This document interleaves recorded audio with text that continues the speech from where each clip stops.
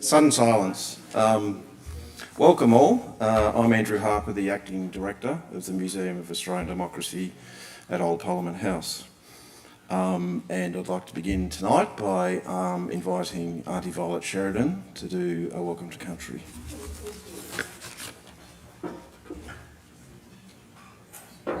Thank you. That was quick, caught me off guard. Well, it is my pleasure to be here once again. It's been a while. Well, it's 2 years since we've been all back here together. But it's my pleasure, and the topic is something that I'm very interested in. So I'm looking forward to listening to Judith talk about the big place on the hill and the elections. Sometimes I think, well, some of those people that are up there shouldn't be up there. So my fingers was crossed about some of them, but you can forgive those Queenslanders. So I'd like to thank that light Andrew, and I'd also like to acknowledge Ian Toms, the chair, and I'm looking forward to listening to Judith talk this morning. And I hope you don't mind when at the end of my welcome, I'm going to talk a little bit about the referendum, because it's something really close to my heart as well. We held 2 workshops here in Canberra. If anyone's familiar with Thomas Mayer, Thomas and Tom Karma, 3 of us did a workshop, one at 10 o'clock and one at 6 o'clock. So I'll talk a little bit about what came out of that. So I believe a welcome to country is a traditional Aboriginal blessing, symbolising the traditional owners of the land welcome you, and it also shows respect for the first peoples of the land you're meeting on. I suppose it's a little bit about not going to someone else's home or house unless you're invited. The reason for this custom is to protect your spirit while you were here. And it also shows, like I said, respect for the first peoples. I am a proud Ngunnawal woman as I walk into the future with my ancestors, teaching the next generations about the oldest culture in the world, my culture, the Aboriginal culture. So I'd like to acknowledge any First Nations people here this evening, but also like to acknowledge all you non-Indigenous people here as well. In keeping the general spirit of friendship and reconciliation, it gives me great pleasure to once again welcome you to the traditional land of the Ngunnawal people. It is my mother's country, and on behalf of my family and the other Ngunnawal families, I say welcome, welcome.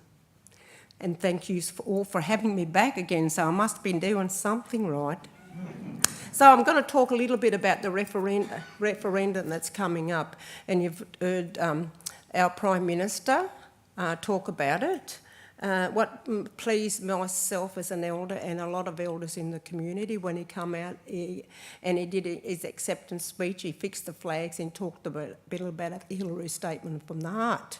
And I know a lot of non-Indigenous people will probably say, well, what do they want to have a voice to Parliament? Because they've already got 12 Aboriginal people up there, but they're not there to talk for us. They're there to talk for their constituents who voted them in there as well. So we want a voice. But if you go back to 1967, when I was about 12-year-old, and then the Australian people voted 90% to include us in the census. And I said to my dad, what is that all about? And he told me it was the state governments used to control our lives as Aboriginal people, but the census included, when we got included in the census, that meant the federal government had a say over us as well, but it didn't make any difference to what our outcomes. But we're hoping that the referendum that will, and I got a feeling that our Prime Minister will go to the vote next year, because we can't go beyond 2024 because it would just, you may as well sweep it under the carpet or put it back in the cupboard.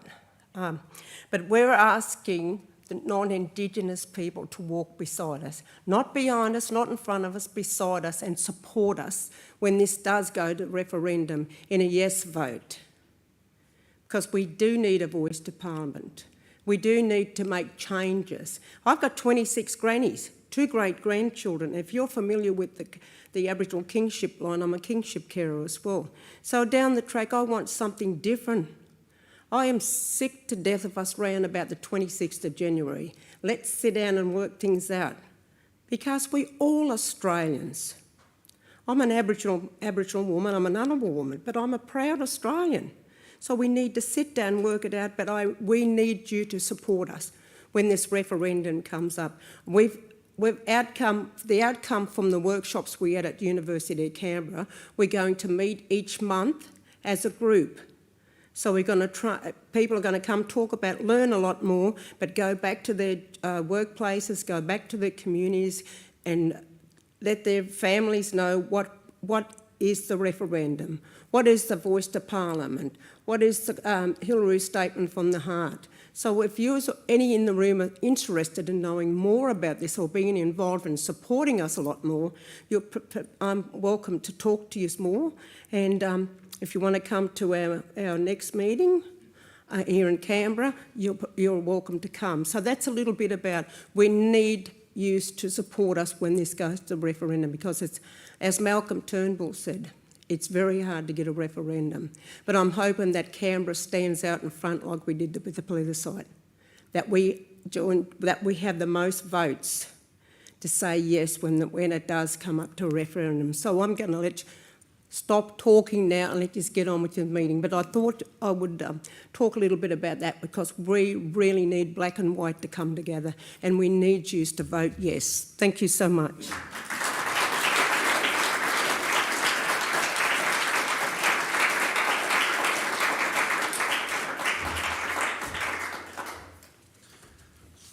Thank you, Auntie Violet. It's always a pleasure and an honour to have you here at Mowed, so yes, you have done something right. I'd also like to welcome Ian Thom, the Chair of the Henry Parkes Foundation tonight, Emeritus Professor Peter Webber, the Deputy Chair of the Foundation, Cathy Gray, the Foundation Honorary Secretary, Emeritus Professor Judith Brett, who of course is delivering the oration tonight, Professor Mark Kenny, the 2020 Henry Parkes Orator from ANU's Australian Studies Institute, who will be moderating the question and answer session. We also have, I think, one or two previous orators, Professor AJ Brown and Professor Ian Chubb. I'm not sure if he's here or not. And also like to acknowledge Professor Paul Pickering, Director of ANU's Australian Studies Institute, and Virginia Hausiger, journalist and media advisor and a great contributor to Mowed. So Mowed shares a common goal with the Henry Parkes Foundation. Both our organisations encourage Australians to examine our country's social and political past. We both believe in the critical importance of civic engagement, and we both acknowledge history as a lens through which to envision our future. The Foundation has been an incredibly generous patron of Mowed for a number of years, and I'd like to thank them for their ongoing support. And as we all know, it was 1889 when Henry Parkes gave his now famous speech at the Tenterfield School of Arts. Parkes, who had arrived in Australia 3 decades earlier as an impoverished immigrant, urged the Australian colonies to federate into a single nation. His vision of a united Australia is something we are reminded of, having now lived through years of state border closures during the COVID-19 pandemic. Though on the whole Australia is now open, it is still impossible for thousands of school children around the country to participate in excursions to Canberra. Budget constraints, logistical complexities and sheer distance mean many schools will never be able to make it to Mowed. However, thanks to the generosity of the Henry Parkes Foundation, Mowed was able to establish a dedicated digital studio in 2020, allowing us to reach students in regional remote parts of Australia. Equipment purchased with the help from the Foundation means we can deliver vital education programs to even more young people and encourage participation in democracy from an early age. Thank you again. As we come to the close of another eventful year in Australian politics, we are reminded the conversation of democracy is ongoing. Back in May, Australians performed one of the most visible and most important democratic acts. We had our say in the future of the nation. Every citizen of Australia was given the opportunity to cast a vote in the federal election.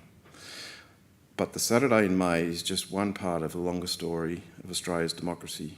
We grew from a fledgling nation that granted voting rights only to the most privileged citizens to a country that now embraces compulsory voting. Shortly you will hear from Professor Brett on the history of democratic elections in Australia and how we got to where we are now. We are honoured to host her and all of our guests this evening for the 2022 Henry Parkes Oration. And I'd now like to pass over to Ian Tom. Thank you.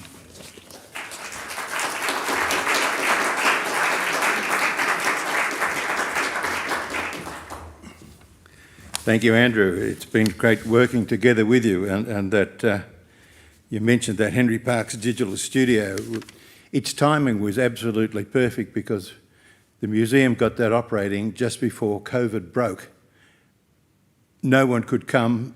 Every student was effectively a remote student, but they could join now through that studio, and that's marvellous to have had. And we thank you and your team for organising this function for us today because, again, using the word remote, it was done by remote control from Sydney, so thank you so much for that. Auntie Vada, thank you. You're very passionate about your beliefs and what you've told us, and I think it's a very important subject and needs further discussion. It was really good to meet again, and on behalf of all of us present, I accept your welcome to country. It's a marvellous thing to be welcomed and acknowledge the traditional owners of the land. And just on a personal thing, I really would like to say how much I enjoyed your welcome to country at the National Day of Mourning up the hill at New Parliament House. That was really, really respectful and well done. I have brought up the respect my elders and never speak ill of the dead. Perfect.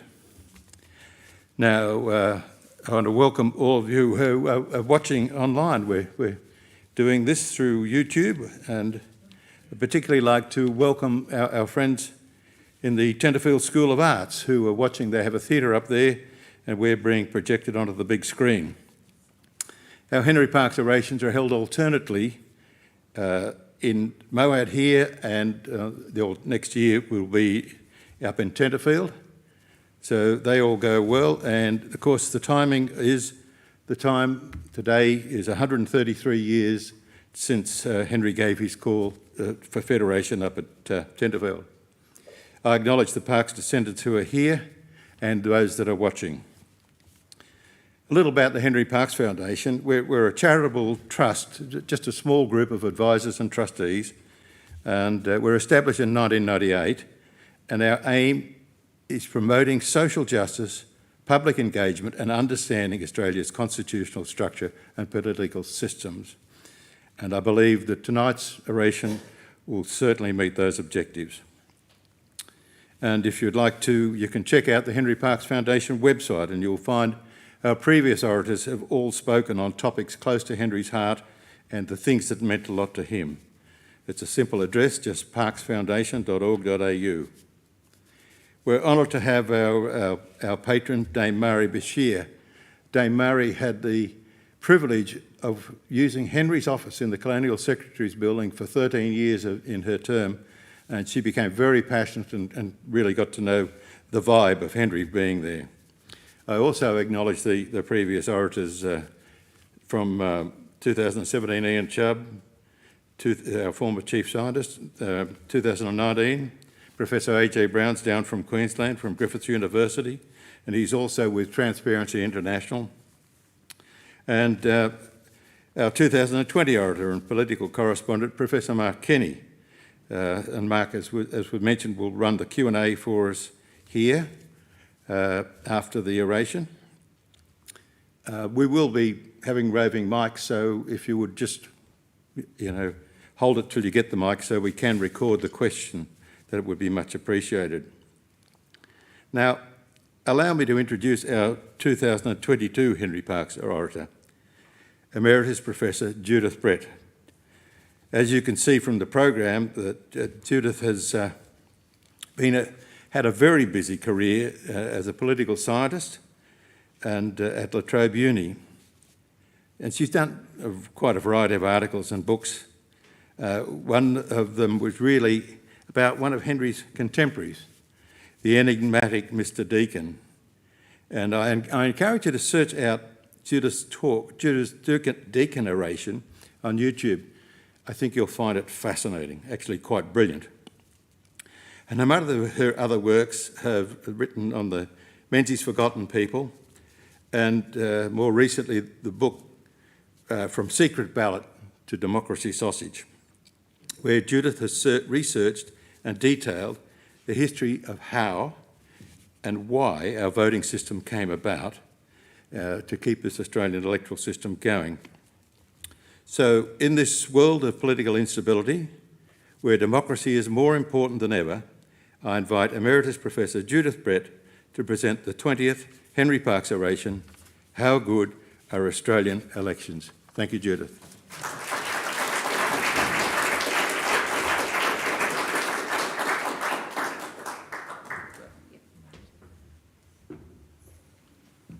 Okay, thank you very much, Ian, and thank you to all who are here, and thank you for inviting me. Henry Parkes was a radical Democrat, and so what I'm going to talk about tonight is Australia's achievement of radical democracy in the 19th and early 20th century Australia. We've just heard that this oration remembers and celebrates the famous address in 1889 to the citizens of Tenterfield, in which he rekindled the movement for federation of the Australian colonies. Politicians had been talking about it for at least a decade, but momentum was stalled, in no large part because New South Wales stood apart. At Tenterfield, Parkes brought the mother colony on board, and the next year, in 1890, a conference of leading politicians from each colony met in Melbourne and agreed to the way forward, and Deakin was at that, and he wrote a very memorable portrait of Parkes. It's not totally flattering, but it recognises the greatness of the man and his achievements. Speaking in the Tenterfield School of Arts, Parkes said, "The great question which we have to consider is whether the time has not now arisen for the creation on this Australian continent of an Australian government and an Australian parliament. Surely what the Americans have done by war, Australia can bring about by peace." I just want to repeat that. Surely what Americans have done by war, Australians can bring about by peace, which they did. Australia was born, one could argue, not on the battlefield, but in the ballot box, in the two referenda in the last years of the 19th century that accepted the federal constitution. 16 years later, in 1915 on the Gallipoli Peninsula, the nation was born again when the mettle of its men was tested by war. Now, the Anzac legend is a core Australian foundation myth. But what we need more than stories of blood and heroic sacrifice, compelling as these are, to understand our peace, we need more than this if we want to understand our peacetime nation and its achievements. So that's what I want to talk about tonight, the story of the development of Australia's electoral system. It's a story about confidence in the democratic majorities and about practical innovation to make sure that our elections capture the will of the majorities. So the first answer, my title, How Good Are Australian Elections? The first way I'm talking about it is to channel Scott Morrison, How good is Australia? Thumbs up. So how good are Australian elections? And that's what I'm going to tell you about, the achievements. And then towards the end, or at the end, I'll raise some questions about areas for improvement, and that people might have other ideas that they'd like to bring up in the Q&A. So I'll begin with manhood suffrage and the secret ballot. When Parkes spoke at Tenterfield in 1889, these had been in place for almost 3 decades in Eastern Australia. As a young man in Birmingham in the 1830s, Parkes was a participant in the campaign for the reform of Britain's Parliament, which resulted in the 1832 Reform Act. This abolished the Rutten boroughs and gave some representation to the new industrial cities like Birmingham. But it delivered nothing to the propertyless working men like Parkes. Agitation for the reform of Parliament continued, carried by the Chartists, which was a working class political movement formed in 1838 The year before the impoverished Parkes, young Henry and his new wife Clorinda sailed to Australia as assisted migrants. Henry brought the Chartists' commitment to a democratic parliament with him, as did many other young men who were forced by poverty and lack of opportunity to leave Great Britain during the Hungry 40s. Their numbers were swelled in the 1850s after gold was discovered in Victoria, and many more young people, especially men, flocked to the goldfields to seek their fortunes. The Chartists had 6 demands: the vote for all men, secret ballots to prevent bribery and intimidation, which is why they wanted the secret ballots, the abolition of property qualifications for members of parliament, payment for members of parliament, which was necessary if working men were ever to be able to enter parliament, and equal electoral districts and annual parliaments. The annual parliament one's never been achieved and probably wasn't a very good idea. But the others have been achieved and were good ideas. Now, the 1850s are crucial years for the establishment of Australia's electoral system. During this decade, all the colonies except for Western Australia were granted self-government, and constitutions were adopted which established 2-chamber parliaments. West Australia was still accepting convicts, and it was hence excluded from self-government. Which men would be able to vote and stand then for these new parliaments? The Chartists wanted no property qualifications at all, but the British Parliament was the final arbiter, and it was persuaded to set a relatively low property qualification. It couldn't quite come at abolishing property qualifications altogether. It was persuaded by a conservative ex-colonist called Robert Lowe, who used a conservative argument. He said that if the property qualification was set too high, this would advantage the rich ex-convicts, but it would disadvantage worthy new immigrants who'd yet to establish themselves and wouldn't be able to meet the property qualifications. So he persuaded the British government that the vote was given to all adult men who paid a minimum of £10 rent a year. Now, this was the same level as was set in Britain, but the colonial economies were very different from the British economy at that time, and they became even more different after gold was discovered and inflation took off and rents soared. So far more men were automatically enfranchised than the British Parliament had ever intended. In the first elections in New South Wales that were held after self-government, 63% of men in the state had the vote, and a whopping 95% in Sydney, where rents were high.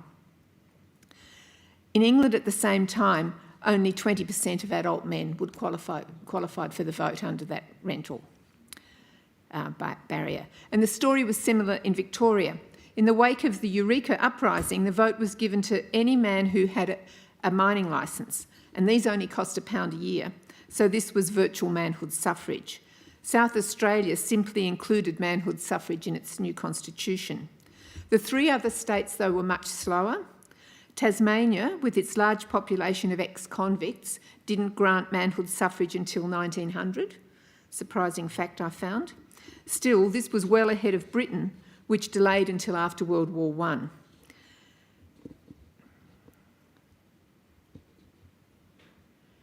Though I should mention in this story of democratic achievement, there's one major impediment, which was that the franchises for the upper houses, the legislative councils, were nowhere near as democratic. They still had substantial property qualifications, and these stayed in place until well into the 20th century, and which led to often protracted conflicts between democratically elected lower houses and conservative upper houses, which blocked progressive reforms. But tonight we're going to stick with the good story.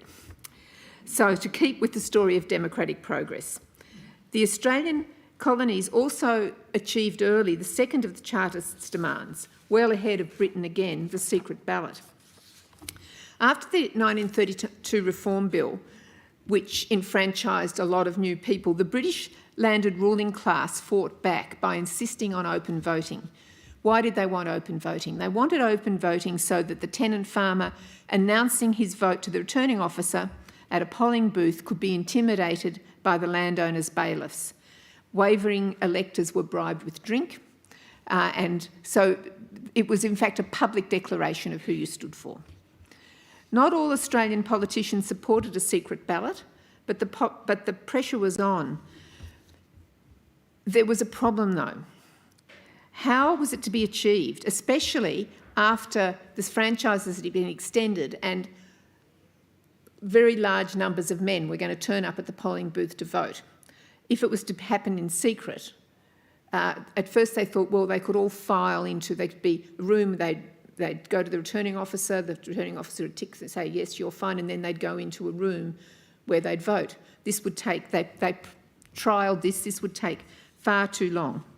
Secret voting was already established in some parts of the United States, where electors brought a piece of paper to the polling booth which had written down, was already filled in with the name of who they wanted to vote for. Political parties were already established in the United States, so it was easy. The political parties started preparing these ballots for the electors, so it was quite easy to see who people voted for, whether it was a red or a blue piece of paper, for example. So the challenge was a practical one. How was the secret ballot to actually be implemented? And it was achieved by a man called Henry Chapman, who the Victorian Parliament gave the task of finding a solution. He was a student of the radical thinker and parliamentary reformer Jeremy Bentham, and he took up Bentham's suggestion that the voters should arrive at the polling booth empty-handed. That is, not bring a bit of paper with the name of the preferred candidate written on it. The government would give them a ballot paper with the candidates' names listed, and all the voter would have to do was to complete the ballot paper and put it in the ballot box. In this first trials, they had to cross it out, the ones they didn't want, with, and, you know, they've got ink and blotting paper, and it took ages. So then there was the invention of putting little boxes next to the names, and you just had to put a cross next to the one you wanted. But there was still another practical problem, which was that sharp-eyed spies could watch the ballot paper being filled in. Perhaps they should go into the second room, I suggest, but this was going to take too long. And the solution was a room with 5 or 6 separate stalls where men could vote in private. Thus was invented what became known as the Australian ballot, and it spread throughout the world as more and more countries adopted the secret ballot and the wooden dividing panels. These have now been replaced with cardboard, but it's exactly the same design as was invented in Victoria and also in South Australia at about the same time they were introduced in the 1850s. So it's sometimes said that Australia invented the secret ballot, which is wrong. It didn't invent it, but it did invent the means to achieve it. Now, if I had Australia's next pioneering achievement was giving women the vote. This happened in South Australia in December 1894, and it was achieved through a spectacular own goal by the bill's Conservative opponents. The usual arguments were being put forward that women were too stupid to vote, or too emotional, or too unworldly, or politics was too nasty, and, you know, women were too pure to be messed up, you know, involved in this nasty world. They didn't want the vote anyway. These had all failed, and the bill's Liberal supporters looked like the bill was going to be passed. The Conservatives decided to try a different tack, and they moved an amendment that women should also have the right to stand for Parliament. The women hadn't asked for this, and the Conservatives thought that it was so obviously ridiculous that it would lead to the bill being thrown out. How wrong they were. The supporters embraced the amendment, and South Australian women were granted not just the right to vote, but the right to stand for Parliament. The latter was a world first, though its first place in getting the women's vote. They were pipped at the post by New Zealand the year before. This meant that South Australian women were able to vote in the referenda on federation, and that's crucial to understanding the easy passage of women's suffrage in the new Commonwealth Parliament. Effectively what happened was there was a sort of an implicit guarantee to women, to the South Australian women, that women's suffrage would come with the new Parliament. If that hadn't been in place, the risk was that the South Australian women would vote against federation. And if one of the states voted, one of the colonies, I should say, voted against it, well, then federation wouldn't have happened. So the first federal parliament then was elected on the basis of the electoral laws of the various colonies, and these varied. As I said, women could vote in South Australia, but not elsewhere. Aborigines could vote in New South Wales, Victoria and South Australia, but not in Western Australia or Queensland. The decision was made that the laws governing federal elections would be the same or uniform across all the states. And this is another important feature of our electoral system, which distinguishes it from the United States, where elections in federal political institutions, including the president, are conducted according to state laws, which vary a good deal from state to state. Here, for federal elections, we all vote according to the same laws, though for a long time there was quite substantial differences between the state laws. So the Commonwealth Franchise Act of 1902 would henceforth govern federal elections. This act established universal franchise for all men and women, but only if they were white. The bill, which the Liberal government of Edmund Barton and Alfred Deakin took to the Parliament, gave the vote to all natural-born or naturalised subjects of the King resident in Australia for 6 months or more. That is, it was a very liberal bill with no exclusions based on race. This was quickly pointed out that this would give the vote to coloured members of the British Empire living in Australia, for example, an Indian or a Jamaican. The leader of the government in the Senate, who was overseeing the passage of the bill, Richard O'Connor, responded that this was a very small number of men or of people, and that the Racially Restrictive Immigration Act would mean it didn't grow. He also pointed out that only in Western Australia and Queensland were coloured people and Aborigines prevented from voting. At that point, they could vote in colonial elections. And that many were already on the electoral rolls, and that the right of these individuals to vote in federal elections was protected by the Constitution. O'Connor argued forcefully that Aborigines should not be excluded from the franchise. It was monstrous, he said, that Aboriginal men able to vote under colonial legislation would have to tell their sons, although your people owned this country for centuries before the white man came here, although you are his equal in intelligence, you shall not have the right to vote. Opposition to giving Aboriginal people the vote was vehement, especially from West Australian and Queensland senators and members of the lower house. And in the end, O'Connor didn't have the numbers to pass the bill, and he had to give in. The Aboriginal natives of Asia, Africa, Australia and the islands of the Pacific were excluded, except for the Maoris, who were allowed to vote. The disenfranchisement of Aborigines is one of the infamous stepping stones of cruelty and shame in our treatment of Indigenous Australians, which wasn't fully remedied until 1962, when all Aboriginal people got the right to vote.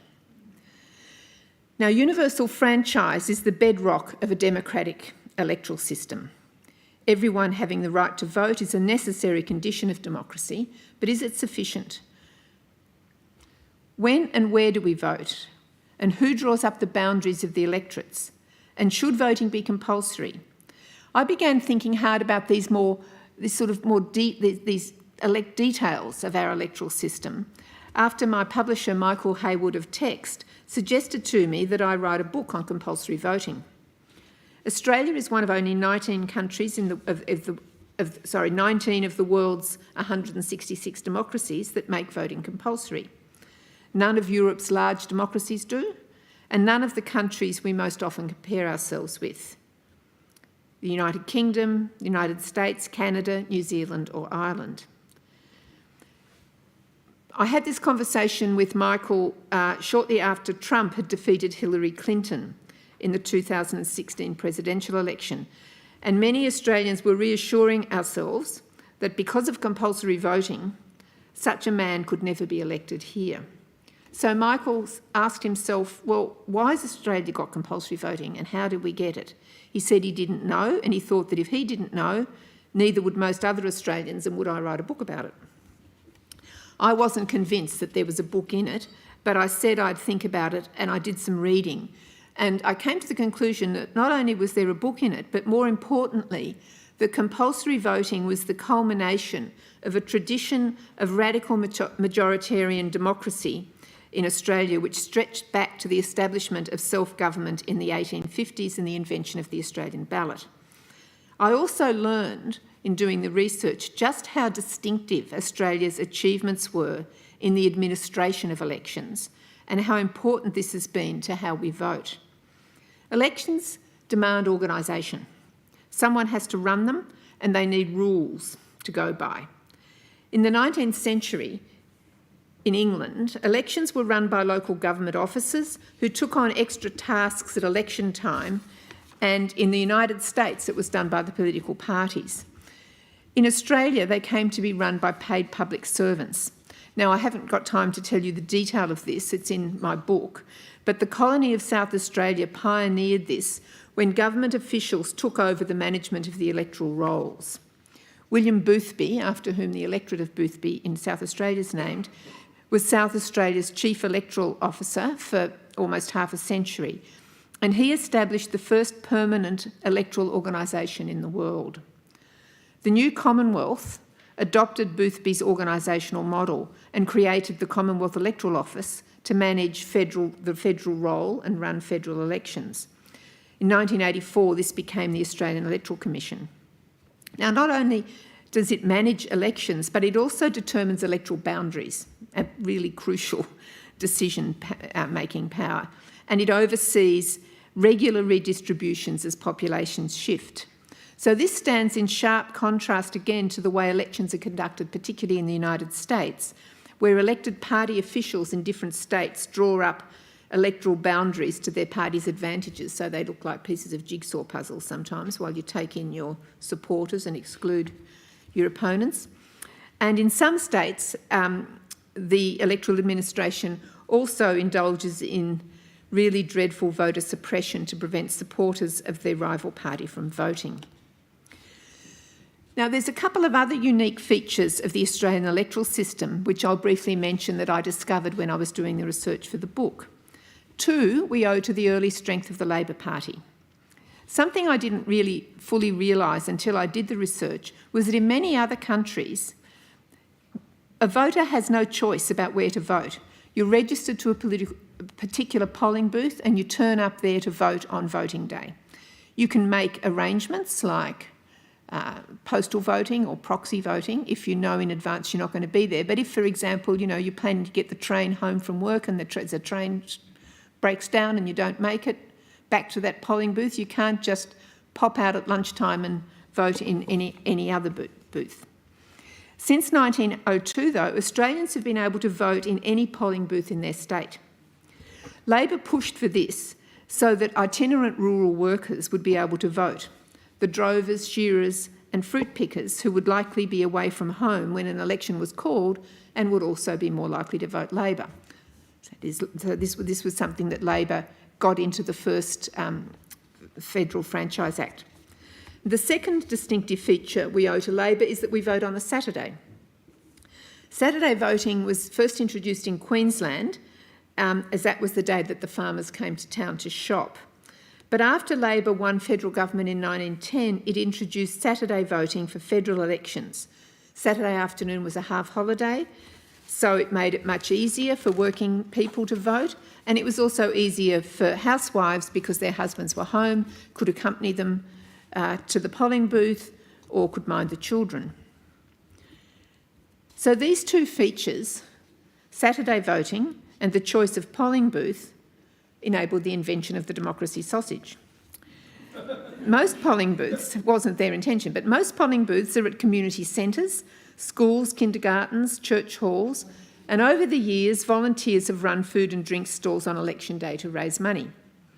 At the 2010 Queensland election, some Brisbane friends set up a website for groups to register their election day fundraising offerings to help people choose where to vote. That is, the democracy sausage completely depends on the fact that we have a choice of where we vote. So England won't be able to do it. or America or Ireland, where you've got to go, back to where you were born almost. In 2016, it was the Australian Word of the Year. So now we can get up on a Saturday morning thinking about breakfast and can go to the website, which will tell of the various offerings. Which ones are going to be selling sausages, where there's vegan options, where you can get coffee and muffins and so on. And it's added a festive element to our election day, and I think too an important hook into voting for the social media generation. It's an example of a sort of a flexibility in our voting system. There are two more distinctive elements of the way we vote that I want to mention: preferential voting, and last but not least, compulsory voting. Now, unlike the Australian ballot, which took the world by storm and votes for women, and more recently an impartial body to administer elections, in neither preferential nor compulsory voting has Australia led the world. Though I'd argue that democracy would be much stronger in many countries if we had. Preferential voting was introduced in 1919 because of the pressure from farmers' groups who felt that their interests were insufficiently represented by the major non-Labor party then in government, the Nationalist Party, that it was basically run by men from the city. And the farmers were threatening to stand candidates against sitting government members in what would effectively be three-cornered contests. In the first-past-the-post system that was then in place, such three-cornered contests risked the seat falling to Labor. For example, if the farmers and the Nationalists won 30% each and Labor won 40%, Labor would win the seat, even though it hadn't won the majority of votes on our notion of majority of 50% plus one. Unlike the first-past-the-post, where the most preferred candidate wins, with preferential voting, victory goes to the one that's least disliked. So under threat, the Nationalist government introduced preferential voting, and Farmer Party candidates won 11 seats, and a year later the Country Party was formed. And in 1922 it won enough seats to deny the government an absolute majority. And the new Country Party then drove a very hard bargain to enter a coalition with the Nationalists, a bargain which still governs relations between the Liberals and the Nationals when they form a coalition government. I'm a great fan of preferential voting. It enables minor parties and independents to influence election outcomes through exchanging preferences for policy outcomes, as the DLP did with the Menzies government. More recently, it's enabled the Greens and independents to win seats, and the wave of teal independents owe their success to the determination of Australian farmers a century ago to form their own party. So it's given our electoral system, I think, the flexibility to accommodate minority interests and to respond creatively to the decline in support for our major parties of government. Compulsory voting followed soon after preferential voting in 1924. People had been arguing for it intermittently since the middle of the 19th century. The most common argument was that with compulsory voting, the government would be elected by the majority of voters, not just by the majority of those who turned up on the day, and that this would enhance the government's democratic legitimacy and make sure that politicians paid attention to the interests of all the people, not just their base. As I read through the various parliamentary debates which went on from the middle of the 19th century, I was struck by the absence of philosophical objections, of appeals to freedom or liberty or rights. The arguments raised against it were mostly practical. It would be too hard to enforce. What level should the fine be set at?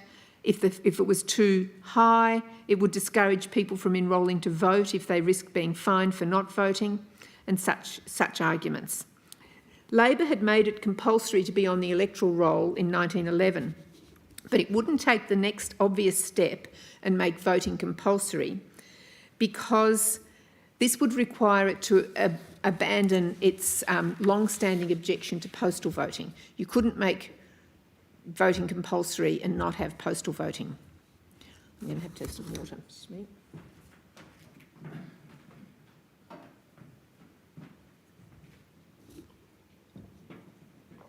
Labor was opposed to postal voting because it risked the secrecy of the ballot. Doctors might oversee the votes of their patients, squatters their workers, housewives their servants. And you couldn't, as I said, you couldn't make it compulsory without postal voting. But by 1924, Labor had given up on opposing postal voting and now supported it. Queensland had experimented with it during the war at a state election, and Labor had actually benefited. So that's one of the reasons Labor now thought it might actually help it. The other is that Labor was a pretty demoralised party by the early 1920s after the splits over conscription.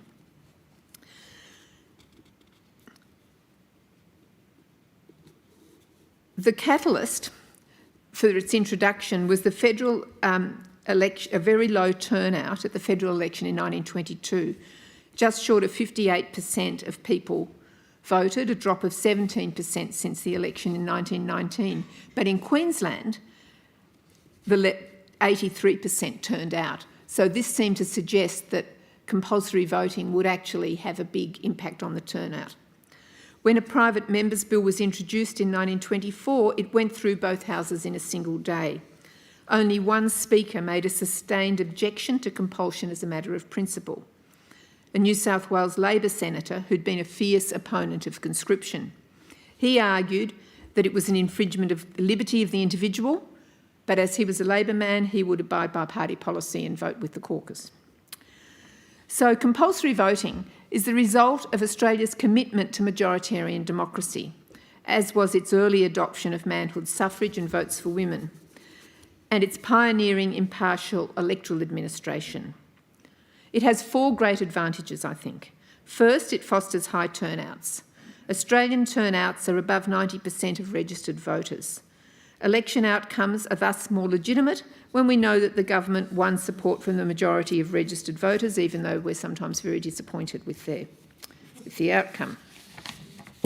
Second, politicians can't afford to completely ignore the interests of particular groups. We know from voting studies that where voting is voluntary, it's the poorest, least well-educated, most marginal people who are least likely to vote. But with compulsory voting, policies that are pitched only at the comfortable are a big risk. Third, compulsory voting fosters political engagement. Young people turning 18 have to vote. When I was teaching, I taught first-year Australian politics for many years, and I'd go around the tutorials, ask people why they're doing the subject. The most common answer was, well, I'm turning 18, I'm going to have to vote. I thought I should find out something about how our politics works. And so they're forced to pay at least minimal attention to parties, to leaders and policies. And as well, as a nation in which we have an immigration nation, new immigrants, when they become citizens, also acquire the right, not just the right, but the obligation to vote. And so they too require the obligation to find out something about our electoral system and the choices that the parties are offering.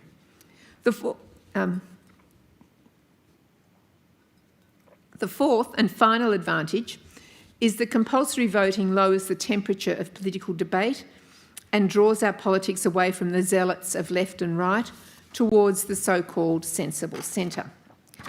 Because parties don't have to get out the vote, they don't have to motivate people to go to the polling booths, they're less likely to campaign on highly emotive, divisive issues, especially those around sexuality and religion.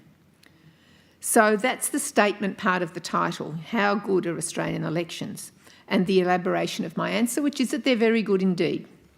Now, to ask it as a more open-ended critical question, how could they be improved? What could be improved? Now, I don't here plan to consider issues to do with funding of campaigns and the regulations governing political advertising, but I want to keep the focus on voting. And I think there's one big flaw in the majoritarian basis of Australia's electoral system, which is the disproportionate weight that's given to Tasmania. The Constitution guarantees 5 electorates, irrespective of population, and now that's only relevant to Tasmania, whose federal electorates have considerably fewer voters than in the mainland, around 80,000 compared to 113,000 on the mainland. But it's in the Senate that Tasmania's overrepresentation is most egregious. 12 senators for a population of 571,000 compared with 2 senators for the ACT's population of 456,000. But short of a referendum to remove Tasmania's legal status as a state, which is not likely to happen, I don't think there's anything we can do about this. It's a flaw we're going to have to live with. The second, though, is easier to fix, and this is my last point, which is that permanent residents are unable to vote. The 1902 bill that was introduced by Richard O'Connor gave the right to vote on one ground only: residence in the Commonwealth of 6 months or over by any person of adult age.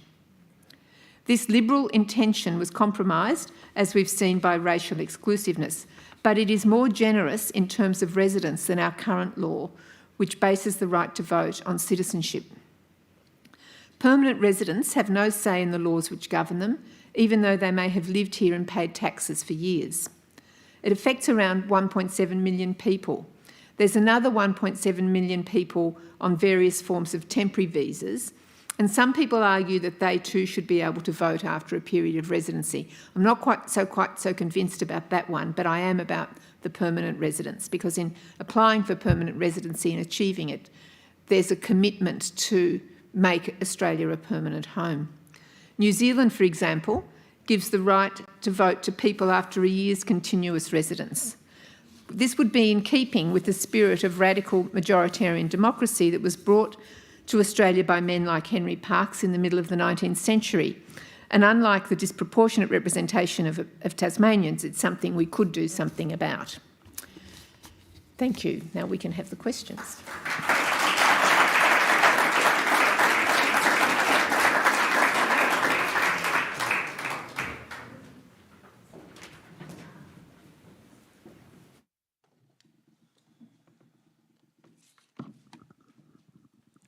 Well, thank you very much, Judith. That was an extraordinary journey through a history, and in the right place to do it too, in Old Parliament House.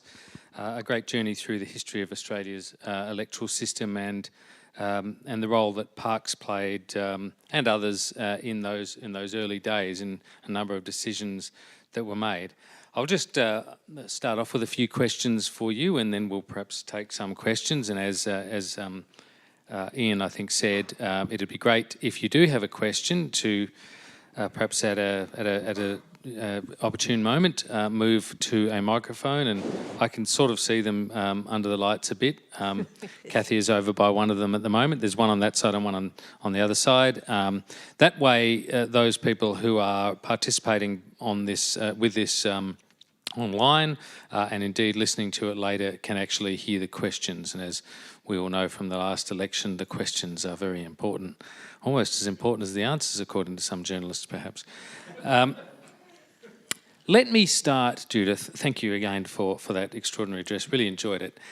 You began with that observation, I think it was from Parkes, what Americans have done by war, Australia can do by peace. Was that Parkes who said that? Yep. Yeah. It's a really interesting observation, because it is kind of a critical difference between the story of America and the story of Australia. Some people have actually analysed that as a good thing, though it is, no doubt. We didn't have the suffering of a civil war and so forth, or a war of independence. But some people have made the point, it may even have been you that I read has made this point as well, that in a way we've kind of inherited a number of things, almost because it was easy, which does sort of fit that Australian narrative of that sort of laconic, simplest path, pragmatism in much of Australia's design. I wonder whether what you think about that, whether we've sort of we just sort of slid into democracy and it's turned out to be pretty good. And as you say, in a range of ways, we made it better. Sometimes accidentally and sometimes deliberately because of the Chartists and others in that early process. But I wonder if you could just talk about the way in which we got it, that we developed these democratic traditions, and whether in some ways that's led to us being perhaps a little lazy about making subsequent changes, particularly the big one, of course, being to complete the project and become a republic? Look, I don't think... Is this on? Yeah. I don't think it was as easy as all that. I mean, if you look at the achievement of votes for women, for example, that was the result of a long, fairly, fiercely fought campaign by women for quite a while. And although women got the vote in 1902 at the federal level, I mean, it was 1909 before they got it at Victoria. I mean, that campaign had to stay up. So there was a certain amount of conservatism still built into the system. And I think that what I didn't talk about, but there were a lot of struggles between the upper and lower houses where, you had these very conservative councils, particularly around the distribution of land, for example. I mean, they blocked giving votes for women for, decades. So I don't know that it's been that easy. I think the point that I was trying to make there is that if you look at our foundation myths, Anzac has just, and particularly since it was sort of reinvented by John Howard, just looms enormously large. And so somebody like Alfred Deakin, who I think is he's a really important historical figure, but a really interesting and amazing man in many ways, is not particularly well known. He's fallen out of popular memory. And when I was writing the book, I was thinking, well, why is it? Well, it's because the First World War comes straight afterwards. And so you then get a whole new batch of heroes, people like John Monash and Pompey Elliott. And there's a way in which those sort of heroic sacrifices capture the imagination in a way that that building democratic political institutions looks a bit tame. Yeah, no, I accept that, but I suppose what I'm trying to get at is the absence of any sort of spirited rights debates that we have in Australia that sort of feature in American politics and in some other places. Because we're not a rights... Yeah, I think that... I mean, that's an interesting point. But I think historically it's because Australia is founded in the 19th, not in the 18th century, and so we're not as worried about rights as the Americans are in our political culture. Australia's government's already here from the beginning. We didn't have to sort of create a government, and the government gives rights depend. We should have this again. I've got a discussion of this in the first part of the book. Basically, we don't have a sort of historically deep belief in natural rights. We see rights more as coming from the existence of a stable government, in the way the Americans have a sense of the individual and their natural rights in tension with government. That's right. There's almost like sort of an antagonism toward government, hence the Second Amendment, which is premised on this idea that at some point you may need to be at war, at defending yourself physically against your own government. They have a sort of social contract theory that you start with rights-bearing individuals who give over little bits of their rights to the government, and that's what creates the government's legitimacy, whereas we started with the Crown, which is already there and legitimate. Yes, okay, so... And it does explain to some extent why we're sort of stalled over the issue of the Republic, I think. Yes, and potentially a similar thing that may occur in relation to what Aunty Violet talked about, the upcoming referendum on the Uluru agenda, that again we may find ourselves somewhat stalled, somewhat disinclined towards that next leap. Yeah, I don't know. Because I suppose what I'm saying is because of a sort of an almost like a truncated version of nationhood. We inherited a system, it's worked well, we have that if it ain't broke, don't fix it kind of logic which came through in the 1999 referendum. It's a pretty pervasive kind of Australian idea. No, but the 1999 referendum was lost because John Howard was clever enough to split the Republicans. It wasn't, I mean, there were some people who voted no on the, if it ain't broke, don't fix it grounds, but there was a lot of them who voted no because they wanted to directly, they didn't like the model.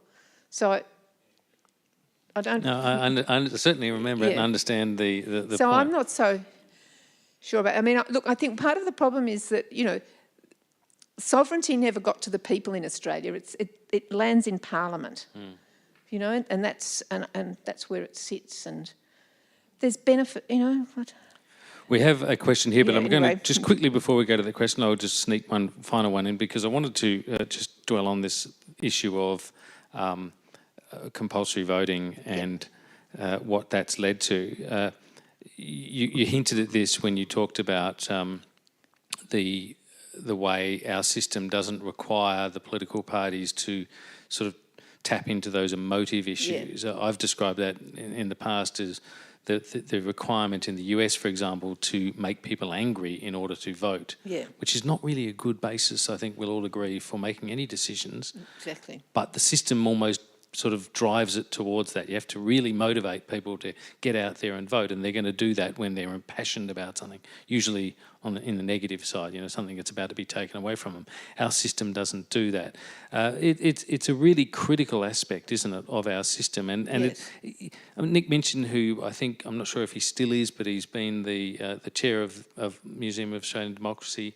He in his time was a strong advocate of getting rid of compulsory That's voting. right. But really, it's not an issue that's had much purchase, is it? No, I mean, when opinion polls are taken, there's generally somewhere between 60 and 70% of Australians say yes to compulsory voting, that they think it's a good thing. Some of them might object to it, but Minchin made a big effort to try to convince John Howard to do something about it. John Howard's on record as saying he doesn't support compulsory voting, but he said the majority of Australians do. So clearly Howard made the decision that he wasn't going to expend political capital on it. You know, so there is a sort of a libertarian wing, if you like, of the Liberal Party that is opposed to it. But on the whole, most Australians, I think, support it. And I actually think the democracy sausage has been a good thing because I think it's given a sort of, I don't know, I mean, people, they smile when you talk about it. It's a slightly jokey thing and it feels sort of comfortable somehow. It's like this irreverent coda to the moment where you go in and you do your serious thing and you come out and you scoff a sausage. And put yourself on social media. That's right. And it was a really good point you made about the way it enables us to, a new generation to sort of hook into, via social media and the like. Fascinating. I could talk to you all night, and I could certainly talk to you all night just about the differential between representation in the ACT and Tasmania. It's a big, or the differential in representation between Tasmania and New South Wales. If you think about, it operating in the different direction, 12 senators in Tasmania, 12 senators in New South Wales. The US, for example, only has 2 senators per state, which was perhaps a safer model, although we can see what their senators like as well. Let's take a question from over here. If you wouldn't mind, sir, saying your name when just ask your question. Yeah, thanks, Mark. My name is John Lawrence, resident of Canberra. Not much else to disclose. Question though, wasn't there a podcast called Democracy Sausage that somebody may have had something to do with? Judith's got a book called Democracy Sausage, or at least, from Secret Ballot to Democracy. Wasn't that the name of your podcast? And I have a podcast called it, that's true. Thank you for the plug, I appreciate it. So I wanted to ask a sort of a comparative question about putting New Zealand aside for a moment because they're doing their own thing and obviously the US is its own sort of dumpster fire, but looking at the UK and Canada, particularly as sort of a reference point, particularly in terms of like first past the post, and what made me think of this, there's a opinion poll out in the UK now from the last week which has the Conservative vote on 19%, leading to a loss of every single seat they hold if an election was held now. And we've seen, similar sort of wipeouts like that have happened in Canada in the past as well. And I just sort of, I guess, wanted to pose the question, why do you think it is that particularly those two countries have not sort of followed the Australian example in terms of preferential voting particularly? Voting on a Saturday is also a pretty good idea. But also why they don't get around to electing their upper houses, which has always seemed like a good idea to me. Look, I don't really think I can answer that. I mean, I don't know why why other countries don't adopt preferential voting. I guess, often political parties are nervous about changes and they think it might advantage the other one. Obviously in England, they would think it would advantage the Liberal Democrats. But I can't really answer that question. I mean, I feel as if, certainly on the voting, the fact that you've got to go back to the polling booth where you registered, it seems to me that in that there's the ghost of property qualifications, that the initially voters were householders, and it's like the house that, you know, that becomes the basis from which your right to vote comes. Whereas that was abolished very early in Australia. So I'm sorry, I don't know whether Andrew's got views on this. Well, look, I think there's probably a few things here about just the sort of reluctance of systems to change as well. You know, the sort of the kind of inertia in electoral systems, but also, as you say, touching on whoever's in power looks at the system and thinks, what do these changes mean for us? And if they can't see a clear advantage, they don't back it. So yeah, it's really fascinating. In keeping with our very balanced approach, I'm going to swing over to the left here now and take a question on this side. It's quite tall. A tall question. So my name is Zalia Lai and I'm from Canberra. My question for you is, Australia is currently experiencing a trust deficit at a time where former politicians like Clive Palmer can buy an election. How do we restore trust in Australia's democracy? Well, look, I mean, I think there needs to be work done on the donation laws, right, and on spending. But I'm not so convinced about the trust deficit. I mean, I think we've just had a really successful election, and I think that the election of the Teal candidates is really interesting for showing the way in which the electoral system provides a flexibility where the political parties have been not picking up shifts that have been taking place in a lot of popular views, and also there's been I think real question marks over the quality of some of our parliamentarians, and the electoral system has thrown up a new and different type of candidate in all these really articulate professional women. So I'm not, I think the election, I suppose what I think is that the election and the way and the parliament, this new sort of parliament that got created, the hope is that, I think that will restore trust, or will build trust. It won't restore it totally, because Australians have always been a bit cynical about politicians anyway, going back to the 19th century. Yeah, it's an interesting point, isn't it? Because Simon Holmes a Court makes the point in his book about the Big Teal, where he says that the candidates for those, the votes for those independents in a relatively small number of electorates vastly outweighed the votes that Clive Palmer's party was able to get across the entire nation after spending $80 million. And in a way, that's a vindication for community action rather than for a vulgar upchuck of money, which is what we saw from him. On this side, please. Yes, I don't think I'm on the right.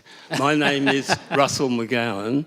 I'm a citizen of Chapman in the ACT, but I was born and raised in Boothby. So thank you for raising both of those names in your address.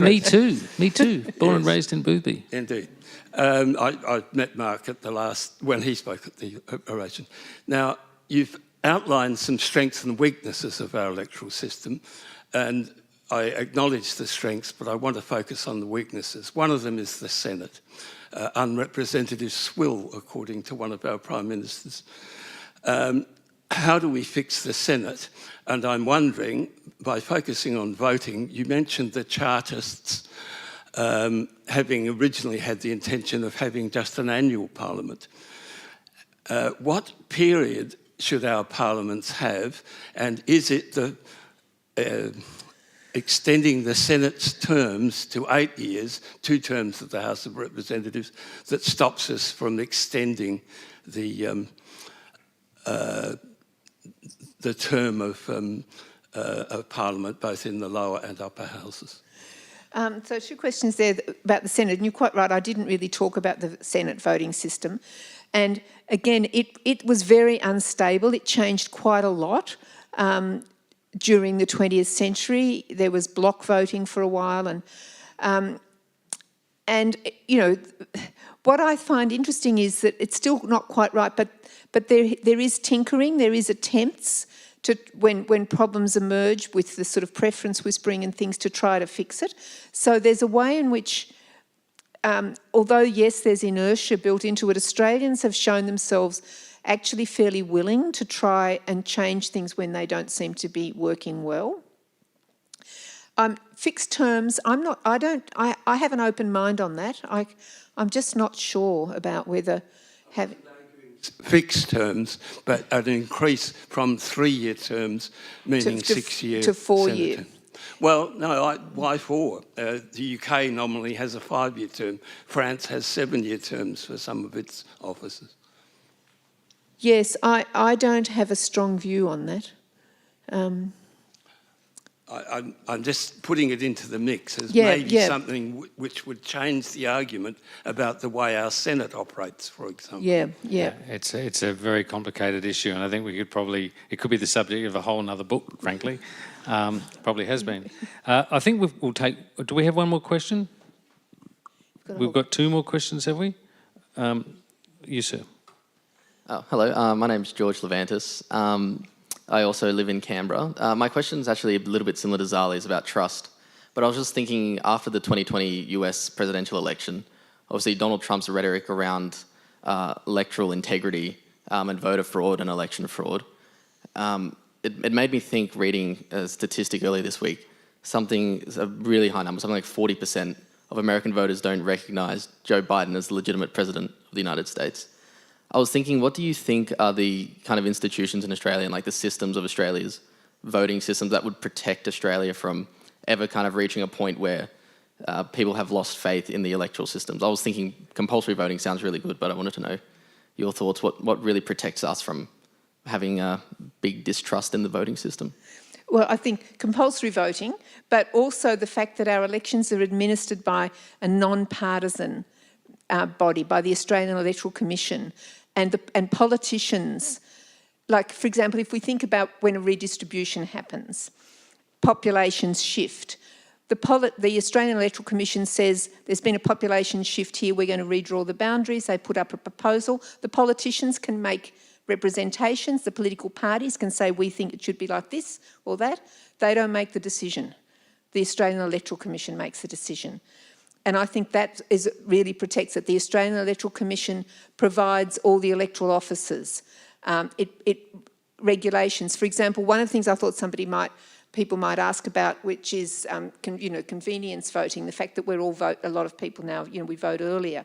But it's the Australian Electoral Commission that makes the call on those things.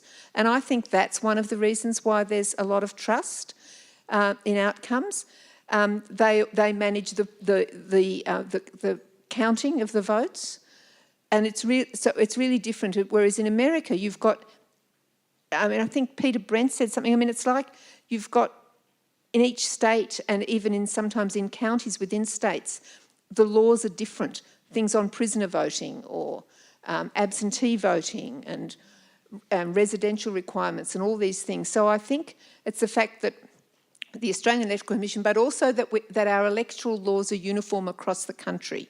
So I think that's another reason why there's a degree of trust. So I think we're pretty well protected from the sort of mess that we're seeing in the electoral system in the United States. Yes, I think it's a very good point, particularly the last election in the United States, I think, was probably the most closely watched one in Australian history, partly because the technology allowed us to do it, but also because there was so much interest in whether Trump was going to get a second term. And I think all of us probably looked upon it and thought, this is utterly crazy, the patchwork of different officials, the involvement of local party bosses in the appointment of people, the politicisation of absolutely every office just leads to this corrosion of trust in the integrity of the process, and it basically tills the ground for the kind of thing that Trump was then able to say about it not being legitimate. Final question here. Thanks, Mark.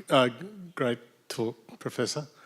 My name's Steve, and you'll probably take this as a comment, but I'll try and squeeze a question mark in at the end. Very kind. I'm a big fan of compulsory voting. A good friend of mine, if my recollections are correct, worked at Federal Treasury for many years, and Ken Henry, who was the secretary at the time, was giving a speech. Australia is at the forefront of econometric modelling and had 4-year forward estimates, etc., and is very good at looking at the impact of every policy and who will be affected, who won't be, etc., etc. And he put that all down to compulsory voting because politicians and the bureaucrats want to know exactly the effect across the whole population, because the whole population will get to vote. And I've mentioned it if other people didn't know it, and I was just wondering if you were aware of that. So that's my little question mark. Yeah, I mean, thank you.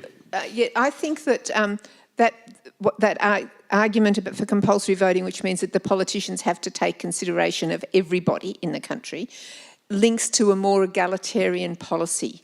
For example, I think that if we didn't have compulsory voting, we wouldn't have Medicare, because the Liberals were committed to dismantling it, but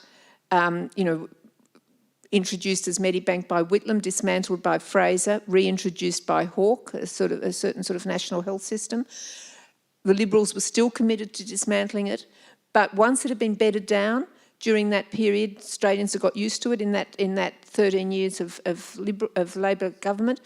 The Liberals couldn't risk it because it would have been electoral suicide. Without compulsory voting, I think they would have got rid of it. It's a very good point.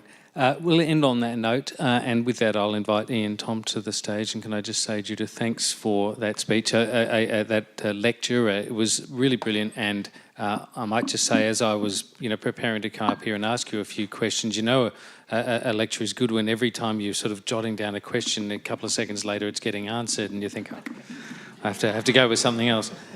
So thank you very much. Very much enjoyed it.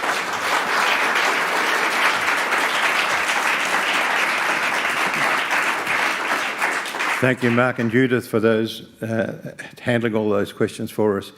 And I'm sure everybody here has probably learnt something. There's a lot of information came through from your work, Judith, and that's really fascinating to get that early history, the links, the way it all ties together. And I tell you, there's one thing I'm sure of. I'm darn glad I live in Australia. Whoa, boy. So, Judith, I have some small little things here for you, if you'd like to come up. Just a little lucky dip, really. There's a 1996 coin that was put out, that's a silver proof one, when 100 years of Henry's death. Oh. And of course, a lot of people have forgotten. There's a lot of talk about the $5 note and who should go on the front of it. They've forgotten Henry was there 20 years ago. He bumped the Queen off when she was in office. This one is one for 200 years of his birth, and just a medallion we had struck. Our Henry Parkes orations, the ones, what are we up to, 2014 there, yes, right, that we've already done and bound off. They're all good there. And something strange, I thought I should try and get you something a little bit different. So I have a flag. Now, it's got a Federation star on it. So we know the importance. We've heard about how the electoral system works, and that represents so much of what has been said today. And Henry being the father of Federation, I thought, well, that's pretty good. But what's particularly interesting about this flag, it comes from the fourth or fifth generation now of a sailmaker who started in business here in 1880 in Balmain, not far from where Henry lived in Balmain. And they'd been, making sail and all that sort of thing. And now they've got into flags and other stuff. And the important thing is, the name of the company is E.H. Brett and Sons. I thought you'd like that. So just to conclude, thanking Andrew for hosting us here, Moad, the team. It's been good. Mark, thank you again for joining us and conducting our Q&A. As I said, things were done by remote, and of course, a lot of these things never happen, and we've been very lucky to have the assistance of our Honorary Secretary, Cathy Gray, to tie all the loose ends together for us. Makes my job very easy. I thank all of you attending and all of you viewing online. And now, looking at Henry's gold watch, I think it's time we go. And for you here staying, we have refreshments, but no sausage. Thank you.